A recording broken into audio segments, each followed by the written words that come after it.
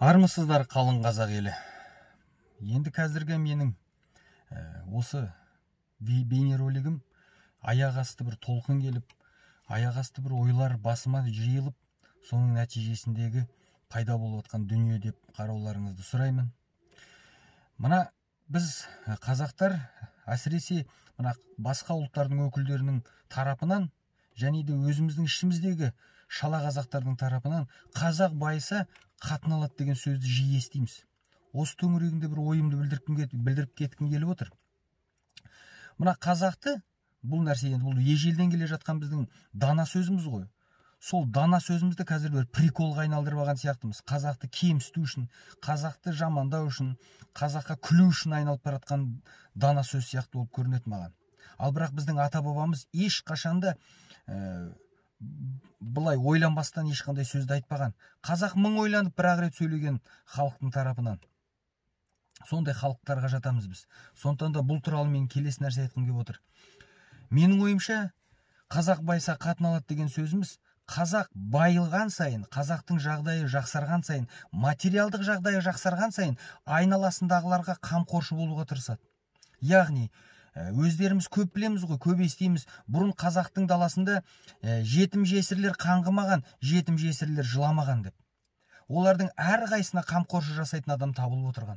Сондықтан да мысалы қазақ байып кеткен сайын, далада қаңғып жүрген, тентіреп жүрген жетімдерді өз қамқорлығына алып, сол жетімдердің анасы бар болса, сол анасына үйленіп, екінші, үшінші, төртінші, бесінші қатын қылдырып алып, кәдімгідей ауыл қылдырып, қалыптастырып, сол жесірдің артынан еріп келген жетімдерге өзінің туған баласындай тәрбие беріп, соның нәтижесінде халық болып қалыптастық. Және де екінші жағдай, қазақ өмір бақи өзінің халқының болашағын ойлап өскен. Сондықтан да әйтпесе мынандай ұлан ғайыр, ұлан байтақ далаға біздің қазақ ата бабамыз қалай қол жеткізді, қалай қорғады дейсіз. Егер де сол кезде біздің бай қазақ дегеніміз не? Бай қазақ деген ол батырлар, бай қазақ деген даналар, билер, сөз шебері, күш шеберлері, күш иелері. Сондықтан да сол байлар жаңағы екінші, үшінші, бесінші әйел алудың нәтижесінде қазақтың халқының санын өсіруге тырысқан.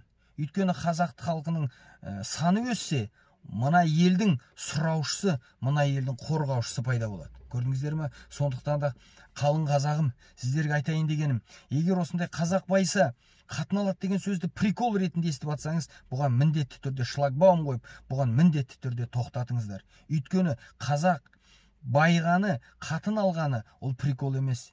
Біздің еліміз өссе екен деген арманның бір нәтижесінде пайда болған сөз. Қазіргі таңда қаншама қазіргі қазақ қоғамда, қазіргі қазақ мемлекетінде қаншама байлар бар. Сол байларға, қазақ мемлекетіне, қазақ еліне пайдасы тиіп жатыр ма? Жоқ. Қазақ халқының ішінен шығып, қазақтың байлығының арқасында байыған байлар басқа ұлттардан любовница ұстап, басқа ұлт өкілдерінен екінші, үшінші әйел алып, басқа ұлттың мүддесін қорғаушы сияқты болып көрінеді маған. Ал егер сол қазақтың байлары, қазақтың тентіреп жүрген, күнін көре алмай жүрген қыздарға қамқоршы болып, соларды өзінің әйелі қылдырып алып, соларға ұрпақ тудыртып, сол ұрпаққа дұрыс тәрбие берсе, біздің халқымыздың болашағы жарқын және де санымыз дереу өсіп кетер еді.